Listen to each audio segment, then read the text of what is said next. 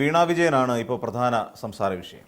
വീണ വിജയൻ കാരണം CPM എന്ന് പറയുന്ന ഒരു പാർട്ടിയുടെ മുഖഛായ തന്നെ നഷ്ടപ്പെട്ടിരിക്കുന്നു എന്നുള്ളതാണ് വാസ്തവമായ കാര്യം. നമുക്കറിയാം, ഇതിനു മുൻപ് കോടിയേരി ബാലകൃഷ്ണൻ എന്ന് പറയുന്ന CPM സംസ്ഥാന സെക്രട്ടറി ആയിരുന്ന വ്യക്തിയുടെ മകൻ ബിനീഷ് കോടിയേരിയുമായി ബന്ധപ്പെട്ടുകൊണ്ട് ഒരു മനുഷ്യനെ എത്രത്തോളം തകരാൻ കഴിയും എന്നുള്ളതാണ്. നമുക്കറിയാം, കോടിയേരി ബാലകൃഷ്ണനെ സംബന്ധിച്ചിടത്തോളം വലിയ അഴിമതി ആരോപണങ്ങളോ അല്ലെങ്കിൽ വേറെ ഏതെങ്കിലും തരത്തിലുള്ള ഒരു ആരോപണം ഉണ്ടാക്കിയെടുത്ത ഒരു വ്യക്തിയൊന്നുമല്ല കോടിയേരി ബാലകൃഷ്ണൻ. അദ്ദേഹത്തിൻ്റെ ജീവിതകാലം അത്രയും, അല്ലെങ്കിൽ അദ്ദേഹം ഇതിന് വന്നതിന് ശേഷം അദ്ദേഹത്തിൻ്റെ മക്കളിൽ നിന്ന് അദ്ദേഹത്തിനുണ്ടായ പ്രശ്നങ്ങളായിരുന്നു ശരിക്കും കോടിയേരി ഏറെ അലട്ടിയിരുന്നത്. പാർട്ടി സംസ്ഥാന സെക്രട്ടറി സ്ഥാനം പോലും അദ്ദേഹത്തിന് ഒഴിവാക്കേണ്ടി വന്നു. അതിന് പിന്നെ CPM പറഞ്ഞത് അദ്ദേഹത്തിൻ്റെ ആരോഗ്യപരമായ കാരണങ്ങൾ കൊണ്ടാണ് എന്ന് പിന്നീട് പറഞ്ഞു. പിന്നീട് അദ്ദേഹം അധികകാലം ഒന്നും കോടിയേരി ബാലകൃഷ്ണന് ആ ഒരു നരകയാതന അനുഭവിക്കേണ്ടി വന്നില്ല എന്നുള്ളത് അദ്ദേഹത്തിൻ്റെ ഒരു ഭാഗ്യമോ മറ്റെന്തോ ആകാം. അതുപോലെ പിണറായി വിജയൻ എന്ന് പറയുന്ന ഒരു നേതാവിൻ്റെ മകൾ, 10 വർഷക്കാലം സംസ്ഥാനത്തിൻ്റെ മുഖ്യമന്ത്രിയായിരുന്ന ഒരു വ്യക്തിയുടെ മകൾ ഇപ്പോൾ നടത്തിയിരിക്കുന്നത് ഏറ്റവും വലിയ ക്രമക്കേടാണ് എന്നുള്ളതാണ്. പുതിയ വിവരങ്ങൾ പുറത്തേക്ക് വരുമ്പോൾ ഇങ്ങനെയാണോ ഒരു പാർട്ടി നേതാവിൻ്റെ അല്ലെങ്കിൽ ഒരു മുഖ്യമന്ത്രിയുടെ മകൾ പെരുമാറേണ്ടത് എന്നുള്ള ഒരു ചോദ്യം നമ്മുടെ മനസ്സിലുണ്ട്. നമ്മുടെ എല്ലാം എനിക്ക് തോന്നുന്നു കോൺഗ്രസ്സുകാർ മാത്രമല്ല ഈ ചോദ്യം ഉയർത്തുന്നത്. കോൺഗ്രസ്സുകാരല്ല, മുസ്ലിം ലീഗുകാരല്ല, RSP അല്ല, ആരുമല്ല. ഇതിനകത്ത് ഏറ്റവും കൂടുതൽ സമ്മർദ്ദത്തിലാകുന്നത് സത്യത്തിൽ നമ്മുടെ നാട്ടിൻപുറത്തുള്ള അല്ലെങ്കിൽ നമ്മളോടൊപ്പം ജീവിച്ചു പോകുന്ന പാർട്ടി സഖാക്കന്മാരാണെന്നുള്ള കാര്യത്തിൽ യാതൊരു സംശയവുമില്ല. അവരേത് തരത്തിൽ ന്യായീകരിക്കും? അവരുടെ കയ്യിലിരിക്കുന്ന തെളിവുകൾ, ED കണ്ടെത്തിയിരിക്കുന്ന തെളിവുകൾ, കഴിഞ്ഞ 27-ാം തീയതി, മെയ് മാസം 27-ാം തീയതി തിരുവനന്തപുരത്ത് നടത്തിയ റെയ്ഡ് അക്രമാസക്തമായി നമ്മൾ കണ്ടതാണ്. ED വാഹനങ്ങൾക്ക് നേരെ ആക്രമിക്കുക. എന്തിനായിരുന്നു അത്തരത്തിലുള്ള അക്രമങ്ങൾ അഴിച്ചുവിട്ടത് എന്നുള്ളതും CPM ഒന്ന് പുനരാലോചിക്കേണ്ട കാര്യമുണ്ട്. കാരണം എന്താണെന്ന് ചോദിച്ചാൽ, അന്ന് എന്തിനായിരുന്നു ED വന്നത്? വെറുമൊരു ആരോ പറഞ്ഞ ഒരു ആരോപണത്തിൻ്റെ പുറത്തല്ല. അതല്ലെങ്കിൽ VD സതീശൻ എന്ന് പറയുന്ന മുഖ്യമന്ത്രി അന്ന് അദ്ദേഹം വാർത്താ സമ്മേളനത്തിൽ പറഞ്ഞ പോലെ നരേന്ദ്രമോദിയുമായി കൂടിക്കാഴ്ച നടത്തിയതിന് ശേഷം പറഞ്ഞിരുന്നു, പിണറായി വിജയൻ്റെ വീട്ടിൽ പോയിട്ടൊന്ന് റെയ്ഡ് നടത്തിയേക്കണേ. അതിൻ്റെ പിൻബലത്തിലായിരുന്നില്ലല്ലോ. ഇതിനൊരു നാൾ വഴിയുണ്ട്. SFIO അടക്കം നടത്തിയ അന്വേഷണം, CMRLൻ്റെ കരിമണൽ കർത്ത എന്ന് വിളിക്കുന്ന ശശിധരൻ കർത്ത, അദ്ദേഹം വെട്ടിച്ചിട്ടുള്ള കോടികളുടെ അഴിമതി, അല്ലെങ്കിൽ ടാക്സ് വെട്ടിക്കൽ, അല്ലെങ്കിൽ അനധികൃത സ്വത്ത് സമ്പാദനം, ഈ വീണ വിജയൻ്റെ എക്സാലോജിക് എന്ന് പറയുന്ന ഒരു കമ്പനിയിലേക്ക് എത്തിയ പണത്തിൻ്റെ അളവ്, ഇതെല്ലാം കണക്കാക്കുമ്പോൾ കൊടുക്കാത്ത സേവനത്തിന് പണം നൽകി എന്നുള്ളതാണല്ലോ അതിനകത്തിലെ ഏറ്റവും പ്രധാനപ്പെട്ട ഒരു വ്യവസ്ഥ. എന്നാൽ ഇന്ന് കാര്യങ്ങൾ എത്തി നിൽക്കുന്ന എവിടെയാണ്? വെറുമൊരു കൈക്കൂലി മാസപ്പടി കേസിൽ തുടങ്ങിയ അന്വേഷണം ഇപ്പോൾ എത്തി നിൽക്കുന്ന സ്റ്റാൻഡ്, അല്ലെങ്കിൽ ഇപ്പോൾ എത്തി നിൽക്കുന്ന ഒരു നില എന്ന് പറഞ്ഞാൽ നമുക്കറിയാം എവിടെയാണ്. ഈ ഹവാല ഇടപാടിലേക്ക് വരെ കാര്യങ്ങൾ എത്തി നിൽക്കുന്നു എന്ന് പറയുമ്പോൾ, കേരളത്തിൻ്റെ മുഖ്യമന്ത്രിയായിരുന്ന 10 വർഷക്കാലം കേരളത്തിൻ്റെ മുഖ്യമന്ത്രിയായിരുന്ന ഒരാളുടെ മകൾ, 5 വർഷക്കാലം കേരളത്തിൻ്റെ പൊതുമരാമത്ത് ടൂറിസം വകുപ്പ് മന്ത്രിയായിരുന്ന PA മുഹമ്മദ് റിയാസ് എന്ന് പറയുന്ന സംശുദ്ധ രാഷ്ട്രീയത്തിൻ്റെ വക്താവെന്ന് വേണമെങ്കിൽ വിളിക്കാൻ കഴിയുന്ന ഒരു വ്യക്തിയുടെ ഭാര്യ പെട്ടിരിക്കുന്ന പെടലെന്ന് ആലോചിച്ച് നോക്കിക്കോളൂ. ഈ 27-ാം തീയതി, മെയ് മാസം 27-ാം തീയതി നടത്തിയ റെയ്ഡിൽ നിന്ന് കണ്ടെത്തിയ തെളിവുകൾ, ഡയറിക്കുള്ളിൽ ഇരുന്ന തെളിവുകൾ, ഇതിൻ്റെ അടിസ്ഥാനത്തിലാണ് ഇപ്പോൾ കാര്യങ്ങൾ മുന്നോട്ട് പോയിക്കൊണ്ടിരിക്കുന്നത്. ആലോചിച്ച് നോക്കിക്കോളൂ. ഇവിടെ നമുക്കറിയാവുന്ന പോലെ ഏകദേശം 3.49 ലക്ഷം ദിർഹം ദുബായിലേക്ക് കടത്തുന്നു. സത്യത്തിൽ ഫെമ നിയമ ലംഘനം തന്നെയല്ലേ ആ നടന്നിരിക്കുന്നത്? ഏകദേശം അത് കണക്കാക്കുമ്പോൾ ഏകദേശം 20.05 കോടി രൂപ ഇന്ത്യൻ മണി കാൽക്കുലേറ്റ് ചെയ്യുമ്പോൾ ഇത്രയും കടത്തി കഴിഞ്ഞിരിക്കുന്നു വീണ വിജയൻ എന്ന് പറയുന്ന, അല്ലെ വീണ തൈക്കണ്ടിയിൽ എന്ന് പറയുന്ന ഒരു സ്ത്രീ, ഒരു വനിത, ഒരു യുവതി എന്നൊക്കെ പറയാം. ഇത് എങ്ങനെയാണ് നമ്മുടെ കേരളത്തിലുള്ള എല്ലാ കമ്മ്യൂണിസ്റ്റ് നേതാക്കളും അംഗീകരിക്കുക? ഇതിനകത്ത് നമുക്കറിയാവുന്ന പോലെ MV ഗോവിന്ദൻ മാഷ് എന്ന് പറയുന്ന പാർട്ടിയുടെ സംസ്ഥാന സെക്രട്ടറി ഒരു ഉളുപ്പ് വേണം ഇത് വന്നിരുന്നുകൊണ്ട് മാധ്യമങ്ങളുടെ മുമ്പിൽ മനസ്സിലാകുന്നതും ആകാത്തതുമായ ഭാഷയിൽ ന്യായീകരിക്കാൻ. അങ്ങനെ ന്യായീകരിക്കത്തക്കതായ എന്തെങ്കിലും ഇതിലുണ്ടോ എന്നുള്ളത് നമ്മൾ ആലോചിക്കണം. നമ്മളൊന്ന് ഈ പറയുന്ന ചില കണക്കുകൾ പരിശോധിക്കുമ്പോൾ ഇവർ ഉദ്ദേശിച്ച ഡയറിക്കകത്ത് ഇത്രയും കണക്കുകൾ കണ്ടെത്തിയിരിക്കുന്നു. ഇത് കൂടാതെ ഇൻ്റർനെറ്റ് കോളുകൾ ഉപയോഗിച്ചിരിക്കുന്നു. വീട്ടിലെ റൂട്ടറിനകത്ത് ഏതോ റിയാസിൻ്റെ തന്നെ ഒരു സുഹൃത്തിൻ്റെ സിം കാർഡ്, അല്ലെങ്കിൽ അതിൽ ഉപയോഗിച്ച വ്യാജ ID പ്രൂഫ് കൊടുത്തെടുത്തിരിക്കുന്ന സിം കാർഡ് ഉപയോഗിച്ചുകൊണ്ട് അവിടെ ഇത് നടത്തിയിരിക്കുന്നു. ഫോൺ വിളികൾ നടത്തിയിരിക്കുന്നു. ഇതൊക്കെ എന്തിനു വേണ്ടിയിട്ടായിരുന്നു? ശരിക്കും പറഞ്ഞാൽ വീണ തൈക്കണ്ടിയിൽ എന്ന് പറയുന്ന നേതാവിൻ്റെ, അല്ലെങ്കിൽ നേതാവെന്ന് വിളിക്കുന്നില്ല ഒരിക്കലും, പിണറായി വിജയൻ്റെ മകളുടെ ഡയറിയിൽ നിന്ന് കണ്ടെത്തിയ രേഖകൾ പ്രകാരമാണ്. അല്ലാതെ ഇത് കെട്ടിച്ചമച്ച രേഖകളോ തെളിവുകളോ ഒന്നും അല്ല ED ഇപ്പോൾ കൊണ്ടുവന്നിരിക്കുന്നത്. ഇനി അടുത്ത മുഹമ്മദ് റിയാസിലേക്കാണ് ചോദ്യം എത്തുന്നത്. കഴിഞ്ഞ 5 വർഷക്കാലം കൊണ്ട് മുഹമ്മദ് റിയാസിൻ്റെ സുഹൃത്തുക്കളിലേക്ക് അല്ലെങ്കിൽ 2021 തെരഞ്ഞെടുപ്പുമായി ബന്ധപ്പെട്ടുകൊണ്ട് മുഹമ്മദ് റിയാസിൻ്റെ സുഹൃത്തുക്കളുടെ കയ്യിലേക്ക് പണം അയച്ചു കൊടുത്തിട്ടുണ്ട് എന്നുള്ളതിൻ്റെ തെളിവുകൾ കൂടി വീണ തൈക്കണ്ടിയുടെ കയ്യിലുണ്ട്. നമ്മൾ ആലോചിച്ച് നോക്കിക്കോളൂ, ഇത് ഏത് അവസ്ഥയിലേക്കാണ് നമ്മുടെ കഴിഞ്ഞ സർക്കാരിൻ്റെ കാലഘട്ടം പോകുന്നതെന്ന് ആലോചിച്ച് നോക്കൂ, അല്ലെങ്കിൽ ആ ഒരു നില എന്ന് ആലോചിച്ച് നോക്കൂ. ഇതെങ്ങനെ ന്യായീകരിക്കും, സാധൂകരിക്കും എന്നുള്ളതാണ് നമുക്കിപ്പോഴും മനസ്സിലാകാത്ത ചില കാര്യങ്ങൾ. ഇപ്പം നമ്മൾ നോക്കിക്കോളൂ, ഇപ്പോൾ ഈ പറയുന്ന ഈ കോർപ്പറേറ്റ് തട്ടിപ്പുകളും എസ് എഫ് ഐ ഒ നടത്തിയ അന്വേഷണങ്ങളുടെ തുടർച്ചയായിട്ടാണ് ഇപ്പോൾ ഈ കള്ളപ്പണം വെളുപ്പിക്കുന്നതുമായി ബന്ധപ്പെട്ടിട്ടുള്ള കേസ്, അല്ലെങ്കിൽ കള്ളപ്പണ വെളുപ്പിക്കൽ നിരോധന നിയമപ്രകാരം, അതായത് മണി ലോണ്ടറിങ് ആക്ട് എന്ന് പറയും, അത് പ്രകാരം ഇപ്പോൾ കേസെടുത്തിരിക്കുന്നത്, ED കേസെടുത്തിരിക്കുന്നത് എന്നർത്ഥം.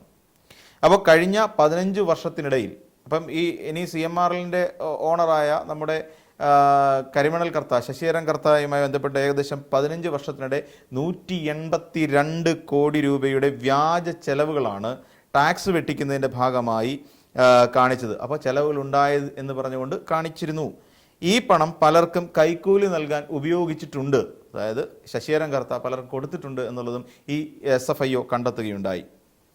പിന്നെ ഈ വീണ തൈക്കണ്ടിയിലിന് യാതൊരു സേവനവും നൽകാതെ, ഒരു സേവനം പോലും നൽകാതെ ഈ CMRL എന്ന് പറയുന്ന കമ്പനി പണം നൽകിയിട്ടുണ്ട്. അതിനകത്തും വ്യക്തമായ തെളിവുകളുണ്ട്. പലരും പറഞ്ഞു അതിന് GST അടച്ചിട്ടുണ്ട്, അത് അടച്ചിട്ടുണ്ട്, ഇത് അടച്ചിട്ടുണ്ട്, എല്ലാം ശരി തന്നെ. എന്തിന് എന്നുള്ളതാണ് ഇതിനകത്തിലെ ഏറ്റവും പ്രധാനപ്പെട്ട ഒരു ചോദ്യം.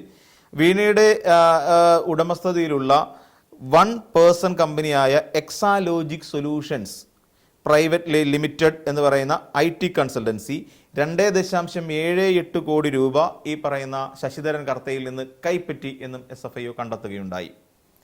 അപ്പോൾ പിന്നെ അടുത്തത് എന്താണ് എന്നുള്ളത്, ഈ ശശിധരൻ കർത്തയുടെ ഉടമസ്ഥതയിലുള്ള empower India capital investment private limited എന്ന കമ്പനി അതുവഴി ഈ പറയുന്ന എക്സാലോജിക് എന്ന് പറയുന്ന വീണ വിജയൻ്റെ കമ്പനിക്ക് 50 ലക്ഷം രൂപ വായ്പയായി നൽകുകയും ചെയ്തു എന്നുള്ളതും കണ്ടെത്തിയ കാര്യമാണ്. ഇനിയും അതിലെന്താണ്, ഈ വീണ വിജയൻ അല്ലെങ്കിൽ വീണ തൈക്കണ്ടിയിൽ ഇതിനു മുൻപും ഈ പറയുന്ന കമ്പനിയിൽ നിന്ന് empower India capital investment private limited എന്ന് പറയുന്ന കമ്പനിയിൽ നിന്നും പണം നേരത്തെയും എടുത്തിട്ടുണ്ട്. ആ പണം തിരിച്ചടയ്ക്കുന്ന കാര്യത്തിലും വീണ വിജയൻ അല്ലെങ്കിൽ വീണ തൈക്കണ്ടിയിൽ കൃത്യമായി വീഴ്ച വരുത്തിയിട്ടും എന്തിൻ്റെ പുറത്താണ് വീണ തൈക്കണ്ടിയിലിന് വീണ്ടും ഈ തുക അനുവദിച്ചത്? അതായത് 1-2 രൂപയല്ല, 50 ലക്ഷം രൂപ. നമുക്കറിയാം, ഇന്ന് നമുക്കറിയാവുന്ന പോലെ സിവിൽ സ്കോർ വലിയ പ്രശ്നമാണല്ലോ. എനിക്ക് തോന്നുന്നു യുവാക്കളെ ഇന്ന് ഏറ്റവും കൂടുതൽ അലട്ടുന്ന ഒരു പ്രധാനപ്പെട്ട പ്രശ്നമാണ്. അതുള്ള സമയത്ത് നമുക്ക് പോയിട്ട് 10,000 രൂപ പോയിട്ട് 5,000 രൂപ പോലും ലോൺ എന്ന് പറയുന്ന നിലയ്ക്ക് എടുക്കാൻ പറ്റാത്ത ഒരു സ്ഥിതിവിശേഷം ഇന്ന് നമ്മുടെ ചെറുപ്പക്കാരൊക്കെ ഒരുപാട് പേര് അനുഭവിച്ചുകൊണ്ടിരിക്കുകയാണ്. അപ്പോൾ ആ സാഹചര്യത്തിലാണ് ഈ പറയുന്ന empower India capital investment private limited എന്ന് പറയുന്ന കമ്പനി ഇതിന് മുൻപെടുത്ത ലോൺ തിരിച്ചടയ്ക്കാതിരുന്നിട്ട് കൂടി 50 ലക്ഷം രൂപ ലോണായി വീണ തൈക്കണ്ടിയിൽ അനുവദിക്കുകയും ചെയ്തിരിക്കുന്നു എന്നുള്ളതാണ്. ഇനി ഈ കഴിഞ്ഞ മെയ് മാസത്തിൽ നടത്തിയ അതായത് CMRL പ്രൊമോട്ടർമാരുടെ വീടുകളിൽ റെയ്ഡ് നടന്നു. വീണ തൈക്കണ്ടിയിലിൻ്റെ അല്ലെങ്കിൽ പിണറായി വിജയൻ അവിടെ നിന്ന് കണ്ടെത്തിയ കുറേ ഡയറി കുറിപ്പുകൾ നമ്മൾ നേരത്തെ സൂചിപ്പിച്ച, അപ്പോൾ അതും ഈ പറയുന്ന ഇവർ ED കണ്ടെത്തിയിരുന്നു. അപ്പം ഇതിനകത്ത് ഈ ഡയറിക്കുള്ളിൽ നിന്ന് വ്യക്തികളുടെ പേരുകൾ, അതായത് പണമിടപാടുകൾ നടത്തിയ വ്യക്തികളുടെ പേരുകൾ, അതോടൊപ്പം തന്നെ എത്ര തുക എന്നുള്ള കാര്യങ്ങൾ, പിന്നെ ദുബൈയിലേക്ക് എത്ര രൂപ കടത്തിയിട്ടുണ്ട് എന്നുള്ളത് സംബന്ധിച്ചുമൊക്കെ ഉള്ള രേഖകൾ അതിനകത്ത് തന്നെയുണ്ട്. അപ്പം കണക്ക് പ്രകാരം ഞാൻ നേരത്തെ സൂചിപ്പിച്ചാണ് ഏകദേശം 3.49 ലക്ഷം UAE ദിർഹം, അതോടൊപ്പം തന്നെ ഇന്ത്യൻ രൂപയിലുള്ള ഇടപാടുകൾ ഏകദേശം എല്ലാം കൂടെ ചേർത്ത് വരുമ്പോൾ 20.05 കോടി രൂപ ഇവിടെ കടത്തിയിട്ടുണ്ട് ഹവാല ഇടപാട്. അപ്പം വെറും ഒരു കേസ് എന്ന് പറഞ്ഞിട്ട് നമ്മൾ വെറും കൈക്കൂലി കേസെന്നോ അല്ലാന്നുണ്ടെങ്കിൽ നമുക്കറിയാവുന്ന പോലെ എന്താ പറയുക, ഈ മാസപ്പടി കേസെന്നൊക്കെ പറഞ്ഞ് നമുക്ക് തള്ളിക്കളയാൻ കഴിയുന്ന ഒരു കേസാണോ ഇത്? അല്ല. അതിൽ നിന്ന് പോകുമ്പോൾ ഇപ്പോൾ ഹവാല ഇടപാടുകളിലേക്ക് വരെ ഒരു സംസ്ഥാനം ഭരിച്ചിരുന്ന ഒരു മുഖ്യമന്ത്രിയുടെ മകൾ എത്തിപ്പെടുന്നു എന്ന് പറയുമ്പോൾ, അതും ഒരു ഇടതുപക്ഷത്തുള്ള CPM-ൽ നിന്നുള്ള ഒരാൾ എത്തിപ്പെടുന്നു എന്ന് പറയുമ്പോൾ ഉണ്ടാകാവുന്ന ഒരു ദോഷം എത്രത്തോളം വലുതാണ്, അല്ലെങ്കിൽ അത് പാർട്ടിക്കുണ്ടാക്കുന്ന പ്രതിരോധം എത്രത്തോളം വലുതാണ് എന്ന് ആലോചിച്ച് നോക്കും. പിന്നെ മറ്റൊരു കാര്യമുണ്ട്, ഇതിനകത്ത് CPM ഉത്തരവാദിത്തം പറയേണ്ട ആവശ്യമുണ്ടോ? കഴിഞ്ഞ തവണ മെയ് മാസത്തിൽ നടത്തിയ ആ തിരച്ചിലുമായി ബന്ധപ്പെട്ട്, ആ റെയ്ഡുമായി ബന്ധപ്പെട്ടുകൊണ്ട് CPM നടത്തിയത് തീർത്തും ഉത്തരവാദിത്തരഹിതമായ ഒരു നടപടിക്രമമായിരുന്നു. അതായത് ED-യുമായി ബന്ധപ്പെട്ടുകൊണ്ട് ED-യെ ആക്രമിക്കുന്ന നിലയിലേക്കൊക്കെ പോയത് തീർത്തും നിരുത്തരവാദപരമാണ് എന്ന് പറയേണ്ടി വരും. കാരണം എന്താണെന്ന് വെച്ചാൽ ഇപ്പം നോക്കിക്കഴിഞ്ഞാൽ കള്ളപ്പണം വെളുപ്പിക്കുന്നതിന് വേണ്ടിയിട്ട് ഈ ഹവാല ഇടപാടുകൾ വഴി പണം കടത്തി എന്നുള്ളതിന് തെളിവുകൾ കയ്യിലുണ്ട്. പിന്നെ അതോടൊപ്പം തന്നെ ഈ പറയുന്ന എന്തുകൊണ്ടാണ് ഈ വീണ തൈക്കണ്ടിയിൽ എന്ന് പറയുന്ന ഒരാൾ ഈ പറയുന്ന 20 കോടി രൂപയോളം കൈമാറ്റം നടത്തിയിട്ടുണ്ട്. ഇത് ഇവരുടെ വരുമാന സ്രോതസ്സുമായി തട്ടിച്ചു നോക്കുമ്പോൾ അത് എത്രയോ ഇരട്ടി വരും എന്നുള്ള കാര്യം നമുക്ക് ആലോചിക്കേണ്ടി വരും. അത് വരുമാന മാർഗങ്ങളെല്ലാം കൂടെ നമുക്കെന്താ, പിണറായി വിജയൻ ഒരിക്കൽ സഭയിൽ നിന്നുകൊണ്ട് പറഞ്ഞ എന്താ, അവരുടെ അമ്മയുടെ, അതായത് വീണ തൈക്കണ്ടിയുടെ അമ്മയുടെ പെൻഷനിൽ കിട്ടിയ പണം ഉപയോഗിച്ചിട്ടാണ്, റിട്ടയർമെന്റ് ടൈമിൽ കിട്ടിയ പണം ഉപയോഗിച്ചിട്ടാണ് ഈ കമ്പനികളെല്ലാം നടത്തിയെന്നാണ് പറയുന്നത്. അതാണ് വരുമാന സ്രോതസ്സ്. ആ വരുമാന സ്രോതസ്സിനേക്കാൾ എത്രയും അപ്പുറത്ത് നിൽക്കും ഈ പറയുന്ന 20 കോടി എന്ന് പറയുന്ന കണക്ക്. അപ്പോൾ ഇത് എവിടെ നിന്നുണ്ടായി, എവിടെ നിന്ന് കിട്ടി, അല്ലെ എന്തിന് കിട്ടി, അതൊക്കെ കാണിക്കണ്ടേ? ഇത് ചെറിയ കളിയാണോ? ഇത്രയും കോടിക്കണക്കിന് രൂപ, അതും ഉത്തരവാദിത്തപ്പെട്ട ഒരു സ്ഥാനത്ത് ഏറെക്കാലം ഇരുന്ന ഒരു വ്യക്തിയുടെ മകൾ എന്ന് പറയണം. പാർട്ടി സെക്രട്ടറി ആയിട്ട് അദ്ദേഹം ഇരുന്നിട്ടുണ്ട്, MLA ആയിരുന്നിട്ടുണ്ട്, ഇതിനു മുമ്പ് അദ്ദേഹം മന്ത്രിയായിരുന്നിട്ടുണ്ട്, പിന്നീട് 10 വർഷക്കാലം അദ്ദേഹം ഈ പറയുന്ന കേരളത്തിൻ്റെ മുഖ്യമന്ത്രി സ്ഥാനത്തും ഇരുന്നിട്ടുണ്ട്. അപ്പോൾ ഇനി ആലോചിക്കൂ, ഈ പറയുന്ന വീണയുടെ കയ്യിൽ നിന്ന് അല്ലെങ്കിൽ ആ ഡയറി കുറിപ്പിൽ നിന്ന് കൊടുത്തു എന്ന് പറയുന്ന രീതിയിൽ ഇടപാട് നടത്തിയിരിക്കുന്ന തുക കണക്കാക്കി നോക്കുമ്പോൾ CMRൽ കൊടുത്തിരിക്കുന്ന പണത്തിനൊക്കെ എത്രയോ അപ്പുറത്താണ് സത്യത്തിൽ വീണ തൈക്കണ്ടിയിൽ നടത്തിയിരിക്കുന്ന ട്രാൻസാക്ഷൻസ് എന്ന് ആലോചിക്കുമ്പോൾ നമുക്ക് ചിന്തിക്കാൻ പോലും പറ്റുന്നില്ല. അപ്പം ഇവിടെ CPM ഇതിനകത്ത് പ്രതിരോധിക്കാൻ ഇറങ്ങിയിട്ടോ CPM പോയിട്ട് EDയുടെ നെഞ്ചത്തോട്ട് കയറിയിട്ടോ ഒരു കാര്യമില്ല.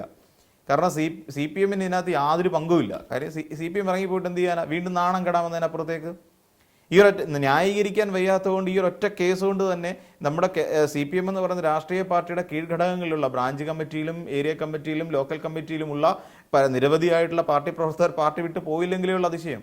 അടുത്ത വീണ്ടും ഇതോടുകൂടി ഈ പാർട്ടിയുടെ കാര്യത്തിൽ ഒരു തീരുമാനമാകാൻ പോവുകയാണ്. കാര്യം ഒരൊറ്റ വ്യക്തി കൊണ്ട് അന്ന് ബിനീഷ് കൊടിയേരിയെ ന്യായീകരിക്കാൻ ഒരു പാർട്ടി പ്രവർത്തനം വന്നില്ല. പിന്നെ എന്തിനായിരുന്നേ ഈ വീണ തൈക്കണ്ടിയിലെയും മുഖ്യമന്ത്രിയായിരുന്ന പിണറായി വിജയൻ്റെയും വീട്ടിലേക്ക് ED റെയ്ഡ് നടത്തിയപ്പോൾ അന്ന് ഈ അക്രമ സമരം അഴിച്ചുവിട്ടത്? നാണമുണ്ടായിരുന്നോ CPMകാരെ എന്ന് ചോദിക്കേണ്ടി വരും ഇനി അങ്ങോട്ടുള്ള കാലം. ഇതിനെ ന്യായീകരിച്ച് നിങ്ങൾക്ക് അങ്ങേ അറ്റം വരെ എത്തിക്കേണ്ട ഗതികേട് ഉണ്ടാക്കി വെച്ചത് വീണ തൈക്കണ്ടിയിൽ എന്ന് പറയുന്ന ഒരൊറ്റ വ്യക്തിയാണ്. അത് നിങ്ങൾ ആലോചിക്കുക. അതാണ് ഇന്നത്തെ കേരള രാഷ്ട്രീയത്തിൽ ഏറ്റവും കൂടുതൽ ചർച്ച ചെയ്യപ്പെടുന്നത്. CPMന്റെ മുഖം തന്നെ നഷ്ടപ്പെടുന്ന രീതിയിലേക്ക് കാര്യങ്ങൾ നീങ്ങിക്കൊണ്ടിരിക്കുന്നു എന്നുള്ളതാണ് ദുഃഖകരമായ ഒരു വസ്തുത.